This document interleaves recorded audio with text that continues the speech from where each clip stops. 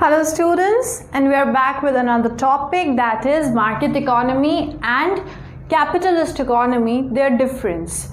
So now there is a centrally planned economy and there is a mixed economy, and there are the basic four differences which you can see in it.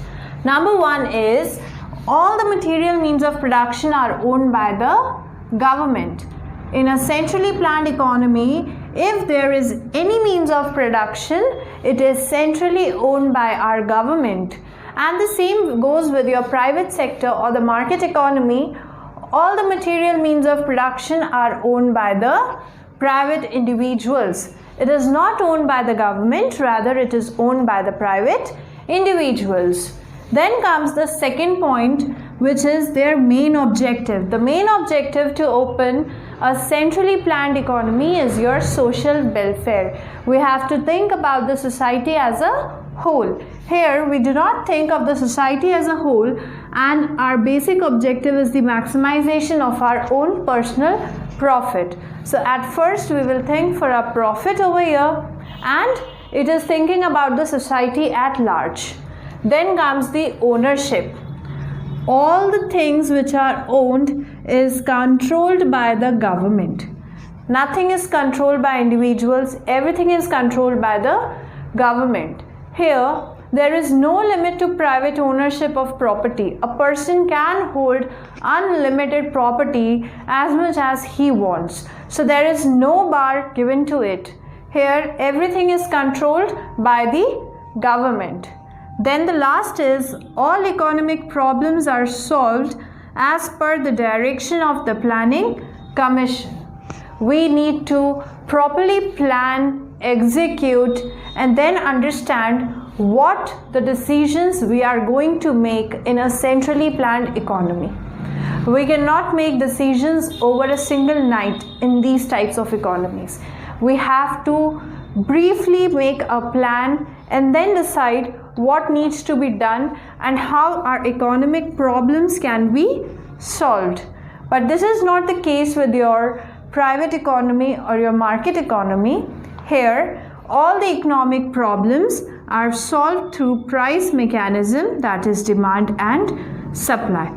Very basic thing. Everything is controlled by demand and supply. Now if the demand is on a rise, if there is a demand and the demand is continuously increasing, that means now more people are demanding that particular good or that particular product. So according to you, if more people are demanding something, the price of the product will increase or decrease. Naturally in our markets also it tends to increase, because now the consumer can make more profit. So the economic problems are always solved through price mechanism. How did we decide that the price needs to go up? We looked at the demand. If the demand is increasing, the price will also increase. If the demand decreases, the price will also decrease. If the demand decreases, that means people are not ready to purchase that particular product. So the seller, in order to sell their products, they need to decrease their prices so that the customers can purchase them. Now the same goes with the suppliers also, that is the supply. If the supply is more in the market, if the supply is increasing, there are a lot of products in the market.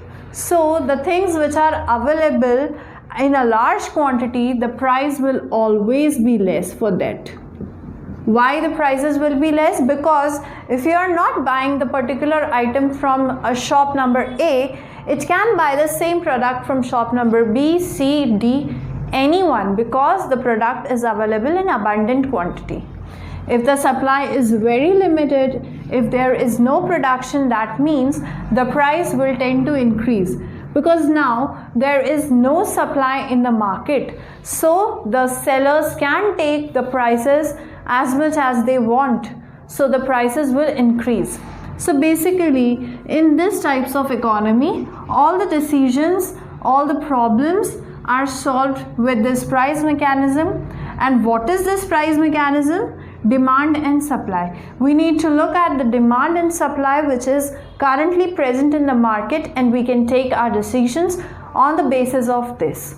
In a summarized form, here in a centrally planned economy, it is owned by the government, it is owned by the private.